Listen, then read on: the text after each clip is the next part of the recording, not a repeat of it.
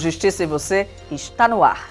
Nesta edição vamos falar sobre um assunto que gera muita polêmica entre os envolvidos, o bullying. Como saber qual a fronteira entre uma simples brincadeira e uma ofensa? E você vai ver também como está a regulamentação da proposta de emenda constitucional dos empregados domésticos e o que ainda falta para que a lei tenha pleno vigor no Brasil. E ainda uma reportagem especial mostrando o trabalho da Justiça Eleitoral para orientar os cidadãos sobre a importância do voto consciente. E esse é também um dos assuntos da nossa entrevista. A convidada é a vice-presidente e corregedora do Tribunal Regional Eleitoral do Rio Grande do Norte, a desembargadora Zeneide Bezerra. Continue conosco. O Justiça e Você volta em instantes falando sobre a criminalização do bullying e suas implicações na sociedade. No intervalo, você confere os fatos que marcaram a semana na Justiça no Rio Grande do Norte. Até já!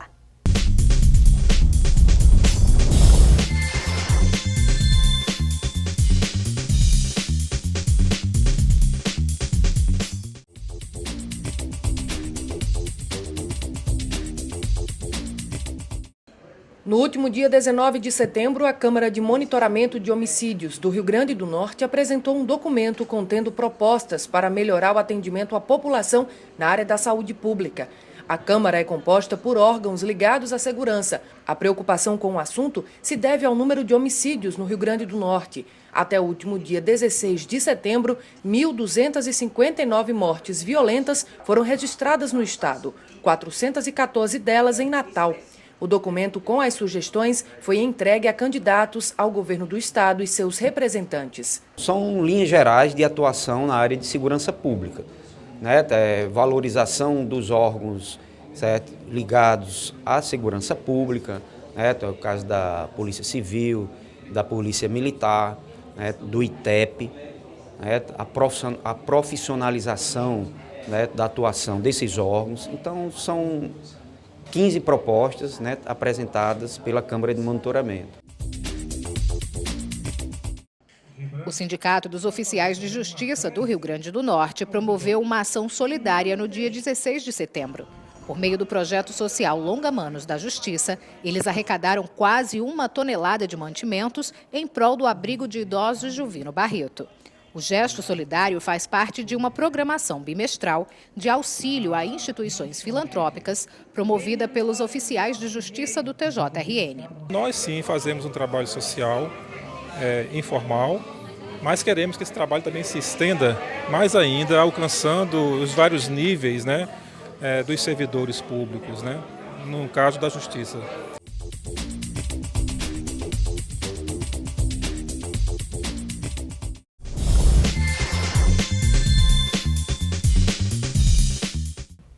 Estamos de volta e o assunto agora é um padrão de comportamento que existe desde sempre, mas que de uns tempos para cá passou a ser considerado tão inapropriado que está próximo de ser reconhecido como crime no Brasil.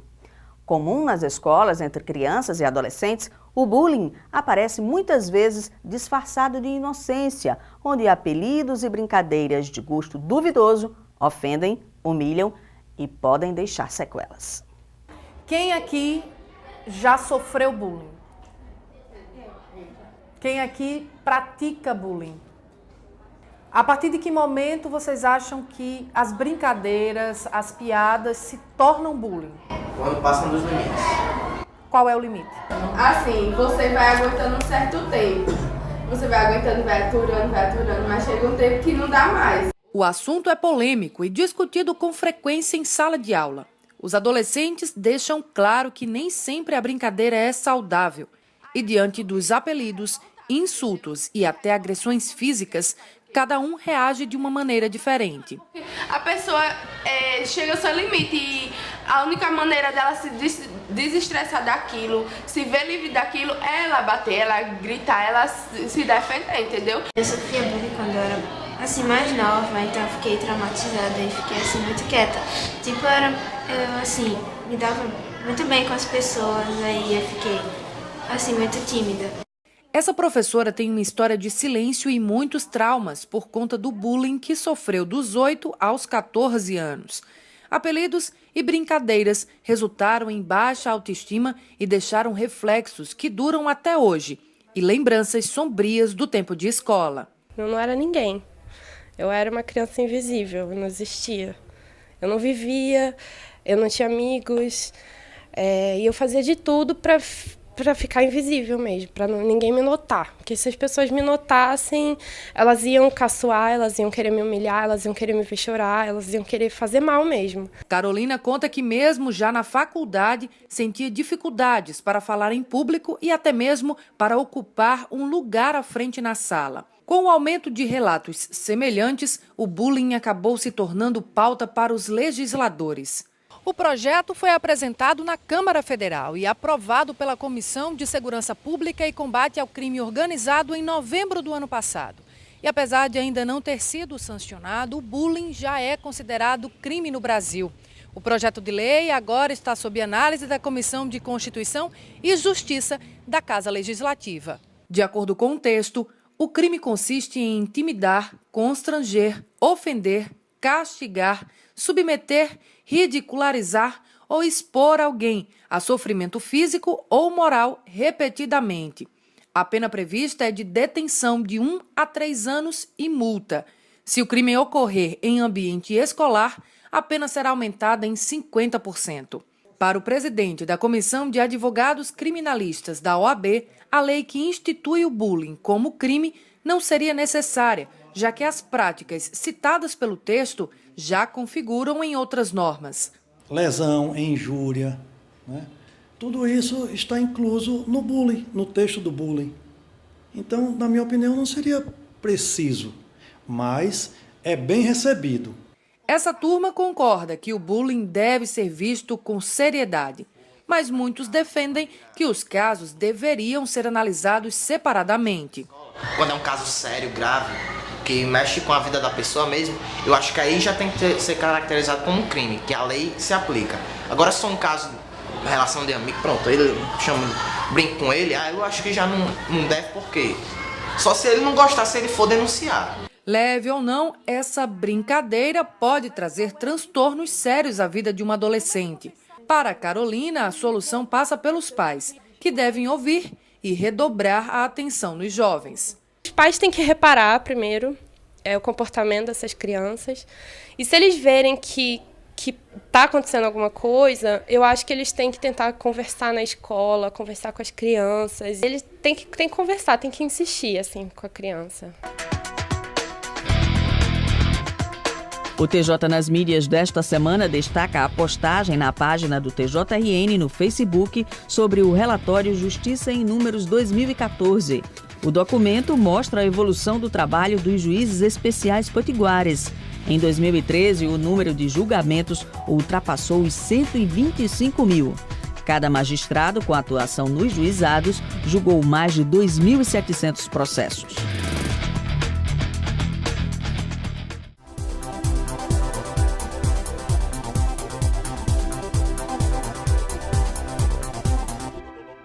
De olho no seu direito, o Justiça e Você traz as novidades sobre a proposta de emenda à Constituição que trata do trabalho dos empregados domésticos no Brasil. A PEC foi implementada em agosto de 2013, mas ainda é aplicada parcialmente, porque nem todas as regras foram regulamentadas. Veja agora o que ainda precisa ser votado na lei. Há 32 anos, Rosilda trabalha nesta casa. A rotina é como de qualquer outro trabalhador doméstico. Mas um detalhe fez a diferença desde o início. Rosilda sempre teve todos os direitos trabalhistas reconhecidos pelos empregadores.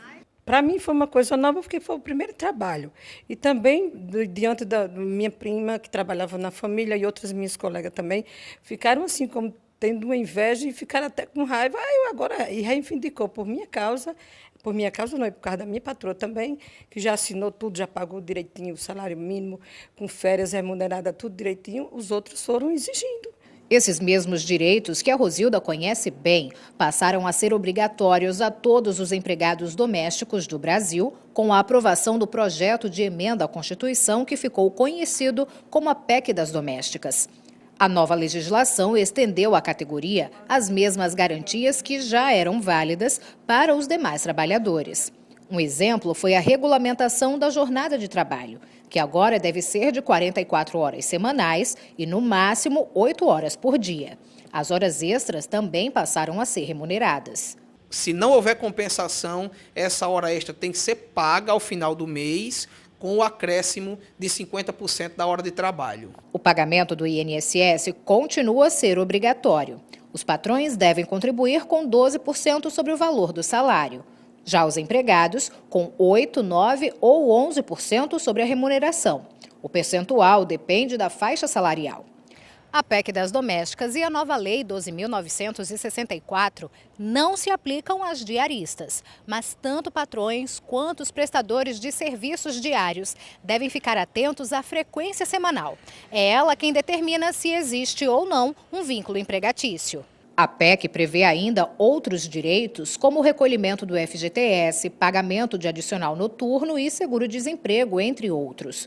Mas estes ainda dependem de regulamentação. Em relação ao doméstico, nem esse percentual foi ainda deliberado através de lei e nem tampouco quando é que se vai começar a ser feito esse pagamento. A legislação está em vigor desde o ano passado, mas só agora, com a implementação da Lei 12.964 de 2004, passaram a valer as multas para quem não cumprir as regras. Essa multa ela é de aproximadamente um salário mínimo, um pouco mais, salvo engano, e ela é fracionada, digamos assim, devido ao número de empregados que tem numa residência e ao grau de reincidência daquele empregador. Vamos agora para um breve intervalo e voltamos em instantes. No próximo bloco, o assunto é o voto consciente. Aproveite esses minutos para acessar a nossa página no Facebook e conferir os destaques do Judiciário Potiguar. Compartilhe nossas postagens e interaja conosco. Queremos saber quais são os temas da sua preferência. O Justiça e Você volta já.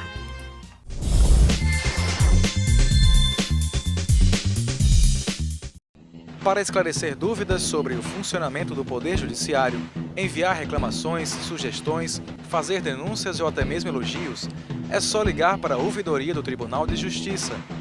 O número é o 0800 28 00 208. A ligação é gratuita.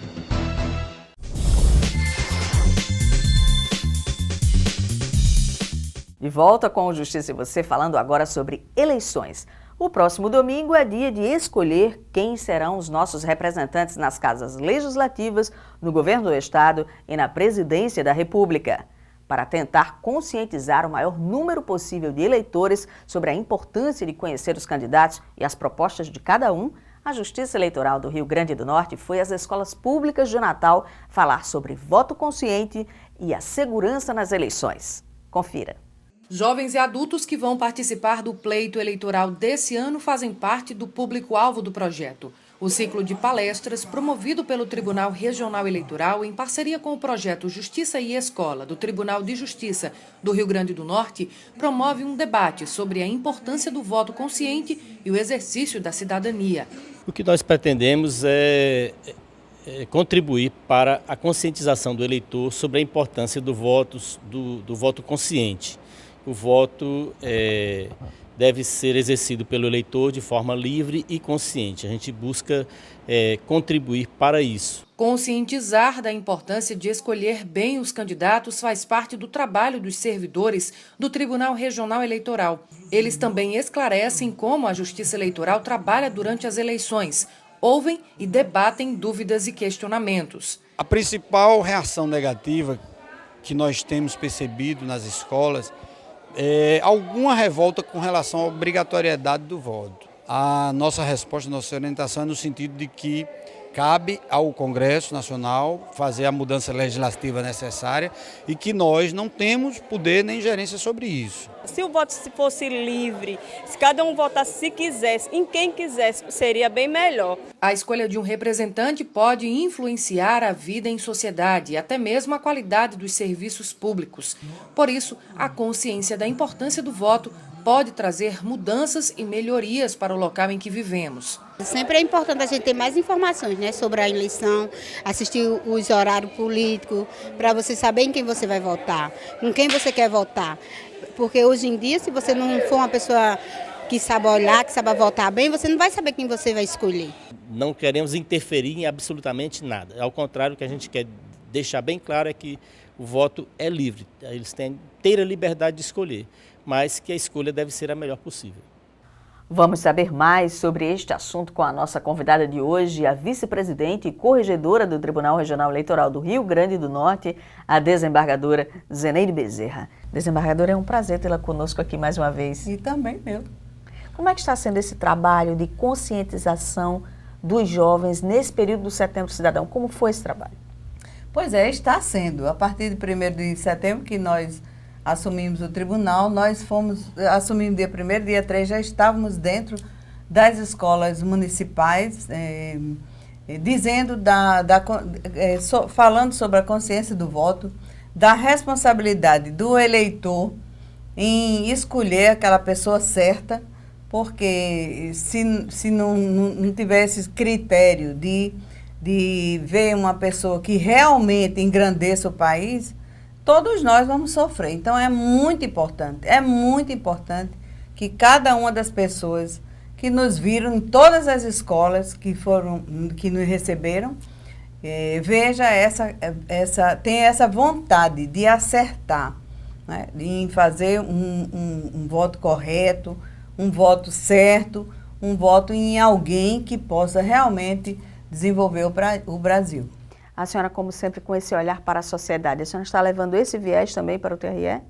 Pois é, eu acho que nada mais é importante do que essa palavra mágica que a gente podia ter e engrandecê-la mais ainda, que é educação. Se a gente tivesse condição, o tribunal, né, que nós entramos agora recentemente, mas nós já alcançamos muita gente, porque onde nós vamos tem aqueles meninos que fazem parte daquela escola e mais os agregados. E a gente fica feliz, porque a gente não está só num gabinete decidindo processos. Ainda há pouco a gente fica nas sessões, né, decidindo matéria jurisdicional. Mas isso não é só o nosso mistério. O nosso mistério é levar a fala do TRE, desmistificar o Tribunal Regional Eleitoral, dizer que quem faz o processo eleitoral somos nós, que fazemos a justiça eleitoral. O ministro Toffoli, inclusive, disse que fez uma pesquisa, porque nessa pesquisa todos responderam que a justiça eleitoral era feita pelo Executivo. Olhem, vejam só, eu tenho dito, vejam a matéria na televisão e vocês veem agora pessoas de toga para dizer que é a justiça eleitoral é quem faz o processo eleitoral. E nesse processo eleitoral, a gente tem que transmitir toda a tranquilidade que está ocorrendo nesse momento. E vai, naturalmente, no dia da eleição, multiplicar essa tranquilidade pelos conhecimentos, pela divulgação, pela transparência, pela diversificação, pela aproximação que a gente tem com o povo e principalmente a classe mais jovem. Desembargadora, estamos às vésperas, então, da eleição. Gostaria que a senhora deixasse uma palavra final para o eleitor. Pois é uma segurança perfeita. Nós temos aqui no Brasil vários estados e países que vêm nos ver para aprender, para conhecer o processo e dizer a cada um de vocês que estão nos ouvindo que vote correto, vote consciente, vote com responsabilidade, procure ver esses candidatos, se tem um perfil realmente de desenvolver o estado do Rio Grande do Norte, de desenvolver o Brasil, que a gente possa, com o nosso simples voto na urna eletrônica, que a gente possa dizer para mim, para a nossa sociedade, para os meus filhos que virão, meus netos, que eu votei correto, eu votei naquela pessoa que realmente é séria, é correta, é comprometida com o bem-estar de todos. Fica a palavra, então, do TRE. Desembargadora, muito obrigada por ter vindo e parabéns por esse novo cargo que a senhora está assumindo com tamanha responsabilidade. E grande vontade de acertar. Vai acertar, se Deus quiser. Obrigada. E o Justiça e Você volta na próxima semana, mas você pode continuar acompanhando as principais notícias do Poder Judiciário nas nossas páginas das redes sociais.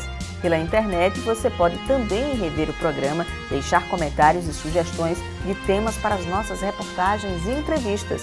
Queremos saber o que você gostaria de assistir no Justiça e Você. Obrigada pela companhia e até o próximo programa.